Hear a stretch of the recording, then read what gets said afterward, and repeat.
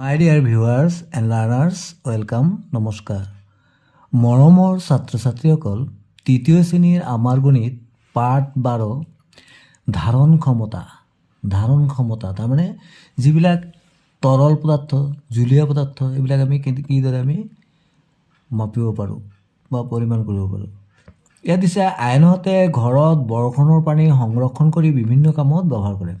মাকে আয়নক বাচন ধুবৰ বাবে কল আৰু বায়েকক বাথৰুমত ব্যৱহাৰৰ বাবে বাল্টিত মগেৰে পানী ভৰাবলৈ ক'লে।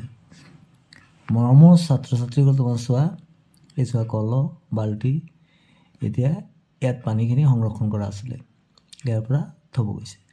এতিয়া আয়নৰ কলটো 10 মগ পানীৰে ভৰ্তি হ'ল। এইটো কলটো ভৰ্তি হ'লে কিমান লাগিছিলে? এই মগটোৰে 10 মগ লাগিছিলে। আৰু বায়েকৰ বাল্টিটো 30 মগ পানীৰে ভৰ্তি হ'ল। এইটো ভৰ্তি কৰিবলৈ কিমান লাগিছিলে?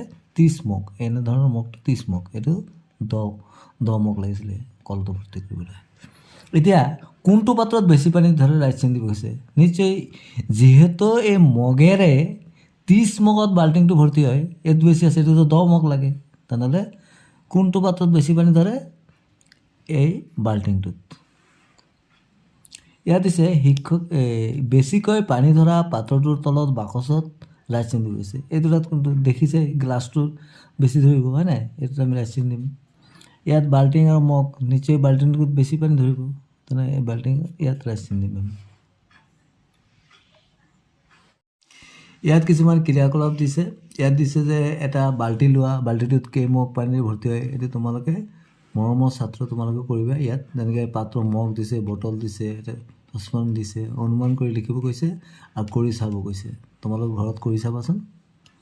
ইয়াত চোৱা আয়নে বিদ্যালয়লৈ 2 বটল পানী লৈ যায়, বায়েকে 1 বটল পানী লৈ যায়। বায়েকৰ বটলটোত আয়নৰ 2টা বটলৰ সমান পানী ধৰে। তাৰমানে এইটো ডাঙৰ আয়নৰ এই 2টা বটলত যিমান পানী ধৰে এই আয়নৰ বটলটোত সিমান পানী ধৰে।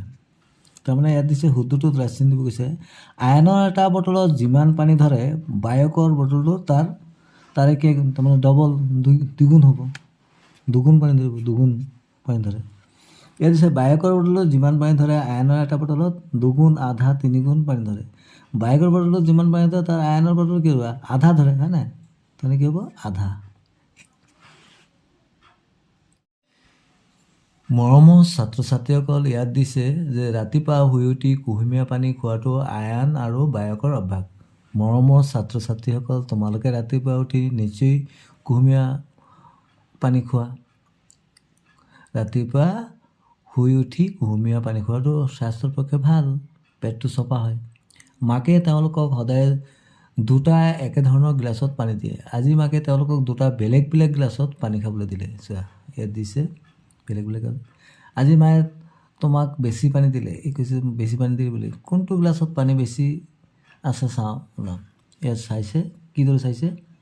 মাকে 2টা একে জোখৰ পাত্ৰ আনিলে, 2টা একে জোখৰ পাত্ৰ আনিলে। 2টা গিলাচত পানী পাত্ৰ 2টাত ঢালোতে সমান পৰিমাণ পানী পালে।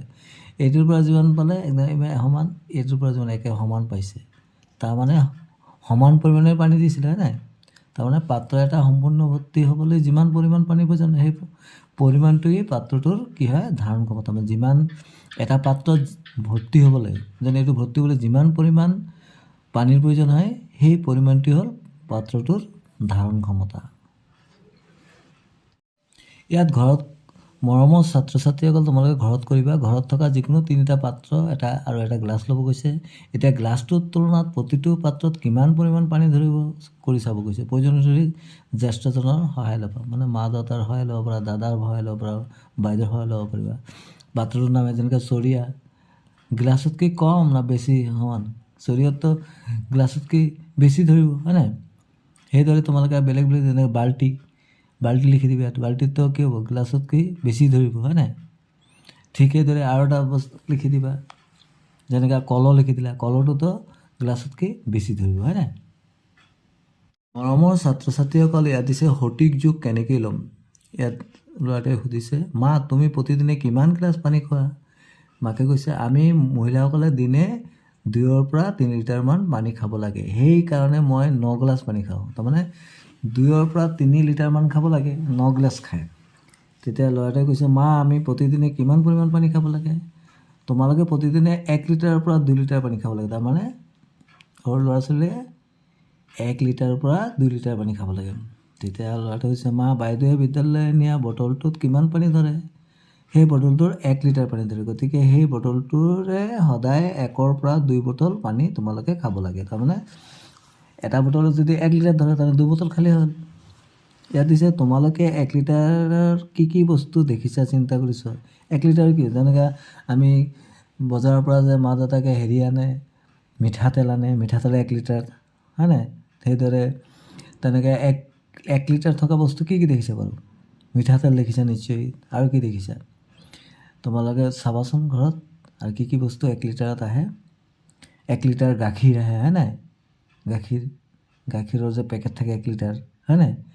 আৰু কি আছে তোমালোকে চাবা। ইয়াত দিছে জুলীয়া বস্তু জুখিবলৈ কেনেধৰণৰ পাত্ৰ ব্যৱহাৰ কৰে? এনেধৰণৰ লিটাৰ, এইটো 200 মিলিলিটাৰ, এইটো 1 লিটাৰ, এইটো 500 মিলিলিটাৰ, এইটো 1 লিটাৰ। 1 লিটাৰ এনেধৰণৰ থাকে, এনেধৰণৰ থাকে। আমি জানো যে 1000 মিলিলিটাৰত কিমান হয়? 1 লিটাৰ। জুলীয়া বস্তু পৰিমাণ জুখিবলৈ লিটাৰ, মিলিলিটাৰ আদি একক ব্যৱহাৰ কৰা হয়। লিটাৰ আৰু মিলিলিটাৰ ব্যৱহাৰ কৰা হয়। আৰু আমি জানো 1000 মিলিলিটাৰত কিমান হয়? 1 লিটাৰ। তাৰমানে 500 মিলিলিটাৰ মানে আধা লিটাৰ। বেছি পৰিমাণ জুলীয়া বস্তু ধৰা পাত্ৰবোৰ চাওঁ হা। এইটোত ঘৰত যে টেংকি বহাই যে পানী টেংকি, বহুত পানী ধৰে, হয় নাই? কিছুমানৰ 500 লিটাৰত থাকে, কিছুমানৰ 750 লিটাৰত থাকে, কিছুমানৰ 1000 লিটাৰত থাকে। এইটো বাল্টিঙতো পানী বেছি ধৰে। ইয়াতকৈ জাৰত আৰু কম ধৰে, হয় নাই? বেছি পৰিমাণ জুলীয়া বস্তু জুখিবলৈ লিটাৰ একক ব্যৱহাৰ কৰে। মানে বেছি পানী জুখিবলৈ আমি লিটাৰ একক ব্যৱহাৰ কৰোঁ। আৰু লিটাৰটোক চমুকৈ লি বুলি লিখি লিখি দিলে হৈ যায় লিটাৰ। আৰু কম পৰিমাণৰ জুলীয়া বস্তু জুখিবলৈ পাত্ৰবোৰ চাওঁ। যেনেকৈ এইটো আমি যে দৰৱ যে ওলাওঁ যে এনেকৈ সৰু ল'ৰা ছোৱালীক খুৱাব পাৰে, এইটো ইণ্ডেকশ্যনত, কাপত, গ্লাছত, হয় নাই? কম পৰিমাণ জুলীয়া বস্তু জুখিবলৈ আমি কি একক ব্যৱহাৰ কৰোঁ? মিলি লিটাৰ। এইবিলাকত লিটাৰ জুখিলেতো নহ'ব, মিলি লিটাৰ জুখে। মিলি লিটাৰক চমুকৈ কি মিলি লিখিলে হৈ যায়। মই আগতে কৈছিলোঁ যে 1 লিটাৰত কিমান হয়? 1000 মিলিলিটাৰ। মানে 1000 মিলিলিটাৰত 1 লিটাৰ। এতিয়া আলোচনা কৰিছে গিলাচ এটাত 1 লিটাৰতকৈ কম বেছি পানী ধৰিব। গিলাচত কি 1 লিটাৰতকৈ কমেই ধৰিব। কি হ'ব? কম হ'ব, কম পানী ধৰিব। কাপ এটাত 1 লিটাৰতকৈ কম বেছি, কাপতো 1 লিটাৰতকৈ কমেই ধৰিব। জগ এটাত 1 লিটাৰতকৈ কম বেছি, জগত 1 লিটাৰতকৈ বেছি ধৰিব। বা কিছুমানত সমানো ধৰিব পাৰে, 1 লিটাৰৰ জগো থাকে। মৰমৰ ছাত্ৰ ছাত্ৰীসকল, তোমালোকে তলৰ ছবিবোৰ কি বস্তু কেনেদৰে জুখিছে চাওঁ আহে যে। এইটো লিটাৰ 1 লিটাৰ জুখিছে, গাখীৰ জুখিছে, হয় নাই? এইবিলাক হ'ব দৈ হ'ব পাৰে, এইটো পেট্ৰল গাড়ীখন, হয় নাই? এতিয়া মন কৰাচোন, আয়নৰ বায়কৰ বটলটোত পানীৰ পৰিমাণ আয়নৰ 2টা বটলৰ পানীৰ সমান। গতিকে এইটো 1 লিটাৰ, এইটো হ'ল 500 মিলিলিটাৰ। গতিকে দুটা 500 মিলিলিটাৰ মিলি কি হয়? 1 লিটাৰ। মানে 500 মিলিলিটাৰ যোগ 500 মিলিলিটাৰ সমান 1000 মিলিলিটাৰ। 1000 মিলিলিটাৰতো 1 লিটাৰ হয়। ইয়াত দিছে বিভিন্ন জুলীয়া সামগ্ৰীৰ ওপৰত লিটাৰ বা মিলিলিটাৰৰ পৰিমাণটো লিখা থাকে। তোমালোকে দেখিছানে? এই গাখীৰটো কিমান আছে? 500 মিলিলিটাৰ, হয় নাই? এই মিঠাতেলটো কিমান আছে? 1 লিটাৰ, মানে 1000 মিলিলিটাৰ বা 1 লিটাৰ। এই দৰৱৰ কাঁহৰ দৰৱটো কিমান আছে? এইটো কি দেখিছে? 100 মিলিলিটাৰ। এই যে এইটো আমি পানী টেংকি বুলি কওঁ যে, এইটো কিমান আছে? 200 লিটাৰ। ইয়াত দিছে কটো মেৰিয়ানৰ ঘৰত প্ৰতিদিনে 500 মিলিলিটাৰ গাখীৰৰ ব্যৱহাৰ হয়। প্ৰতিদিন মানে এদিনত 500 মিলিলিটাৰ। 3 দিনত তেওঁলোকক কিমান পৰিমাণৰ গাখীৰ লাগিব? মানে 3 দিনত, এদিনত লাগে 500 মিলিলিটাৰ, মানে 500 মিলিলিটাৰ যোগ 500 মিলিলিটাৰ যোগ 500 মিলিলিটাৰ, তাৰমানে কিমান হ'ব? 1500 মিলিলিটাৰ। 1500 মিলিলিটাৰ মানে কি?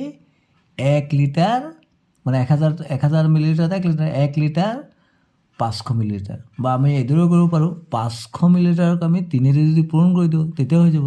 500 মিলিলিটাৰ পূৰণ 3 সমান কি হ'ব? 1500 মিলিলিটাৰ। 1500 মিলিলিটাৰ মানে 1 লিটাৰ 500 মিলিলিটাৰ, মানে 1000 মিলিলিটাৰত 1 লিটাৰ।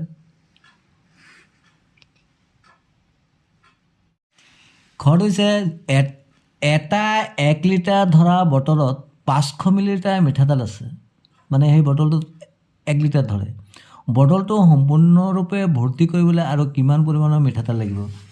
বটলটোত কিমান আছে? 500 মিলিলিটাৰ আছে, আৰু 1 লিটাৰ মানে কি? 1000 মিলিলিটাৰ। তো আমি কি কৰিম? 1 লিটাৰ সমান কি লিখিম? 1000 মিলিলিটাৰ। তো 1000 মিলিলিটাৰৰ পৰা আমি 500 মিলিলিটাৰ কি কৰিম? বিয়োগ কৰি দিলে হৈ যাব। তো 1000ৰ পৰা 500 বিয়োগ কৰিলে কিমান হ'ব? 500। তাৰমানে বটলটো সম্পূৰ্ণৰূপে ভৰ্তি কৰিবলৈ আৰু কিমান লাগিব? 500 মিলিলিটাৰ মিঠাতেল লাগিব।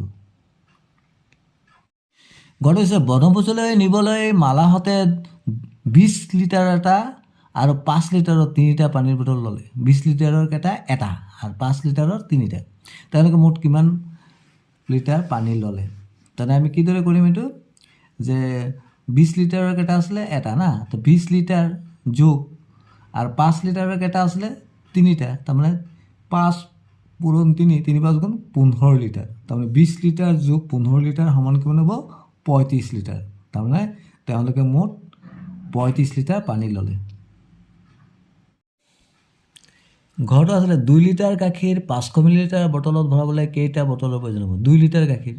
2 লিটাৰ মানে কি? 2 লিটাৰ মানে 2 লিটাৰ সমান 2 পূৰণ 1000, তাৰমানে 2000 লিটাৰ। 2 লিটাৰ মানে 2000 লিটাৰ।